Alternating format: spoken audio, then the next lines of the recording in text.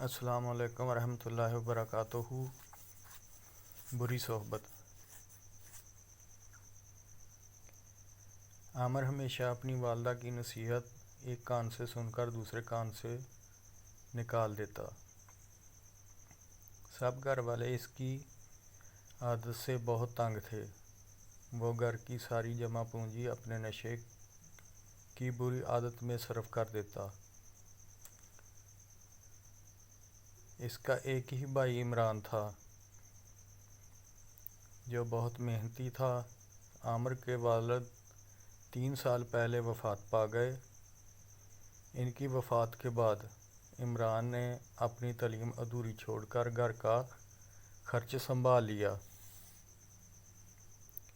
وہ صبح سویرے کام کی تلاش میں گھر سے نکل جاتا اور شام کو واپس لوٹ آتا، لیکن عامر بری صحبت میں پڑ گیا اور وہ اسے نشے کی لت پڑ گئی۔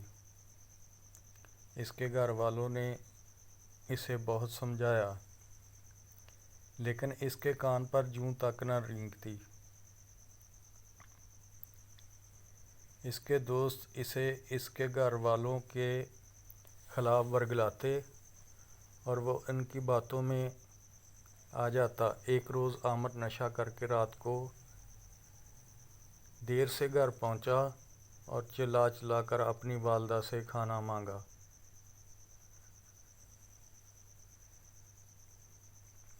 تو اس پر اس کی والدہ نے کہا، عامر بیٹا، گھر میں کچھ کھانے کو نہیں ہے۔ لیکن یہ سن کر عامر طیش میں آ گیا، کیونکہ اسے بہت زیادہ بھوک لگ رہی تھی، اور چلا چلا کر اپنی والدہ کو برا بھلا کہنے لگا۔ عمران نے اسے روکا، اس نے کسی کی ایک نہ سنی۔ عمران نے اس کے منہ پر تھپڑ مارا۔ ان کی والدہ یہ سب دیکھ کر بلک بلک کے رو پڑ رہی تھی۔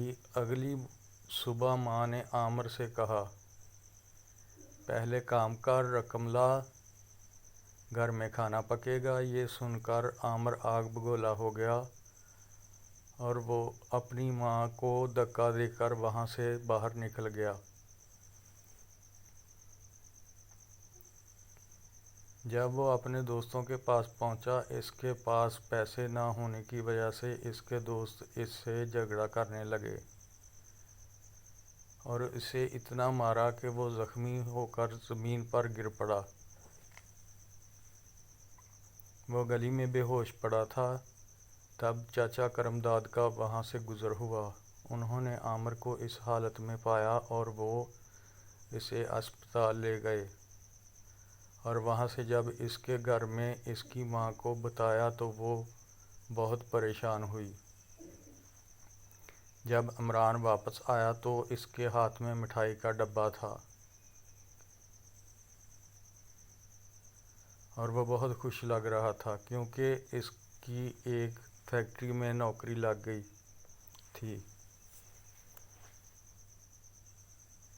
اس کی والدہ بہت خوش ہوئی، لیکن جب عمران کو عامر کی اس بات کا علم ہوا تو وہ بہت پریشان ہوا۔ اب عامر کو اپنے برے رویے اور بری صحبت کی سزا مل گئی تھی۔ وہ اب بھی نکاہت محسوس کر رہا تھا۔ اس نے اپنی والدہ سے اپنے برے رویے اور بری صحبت کی معافی مانگی تو اس کی والدہ نے اسے معاف کر دیا۔ کچھ دن بعد عامر ایک سرکاری اسکول میں داخلہ لے لیا۔ اب عامر دل لگا کر پڑھائی کرنے لگا۔ وقت کے ساتھ ساتھ ان کے گھریلو حالات اچھے ہو گئے۔